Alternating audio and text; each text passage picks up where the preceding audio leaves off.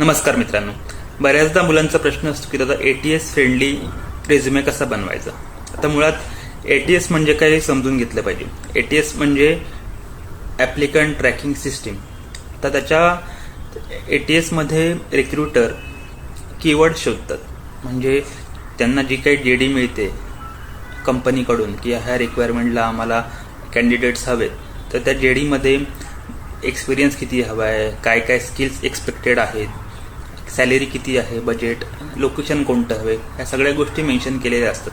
त्याप्रमाणे नोकरीसारख्या प्लॅटफॉर्मवर recruiter search करतात. आता हे ATS फ्रेंडली वर्ड प्रत्येक फील्डनुसार वेगवेगळे असू शकतात. बँकिंगवाल्यांचे वेगळे असतील, IT वाल्यांचे वेगळे असतील, मार्केटिंगवाल्यांचे वेगळे असतील. सो तुम्हाला तुमच्या फील्डप्रमाणे ATS फ्रेंडली वर्ड शोधायचे. आणि याचा सगळ्यात साधा उपाय म्हणजे काय, जर तुम्ही ज्या ठिकाणी अप्लाय करताय, एखाद्या चांगल्या कंपनीमध्ये अप्लाय करताय आणि तुम्ही त्या कंपनीकडून, त्या रिक्रुटरकडून जॉब डिस्क्रिप्शन मागून घ्या. त्या जॉब डिस्क्रिप्शनमध्ये जे काही वर्ड्स आहेत त्यातली तुमच्या रेझ्युमेमध्ये किती वर्ड्स आहेत, नसतील तर ते मॅच करण्याचा प्रयत्न करा. अशा पद्धतीने तुम्ही जास्तीत जास्त शॉर्टलिस्ट होऊ शकता इंटरव्ह्यू कॉलसाठी.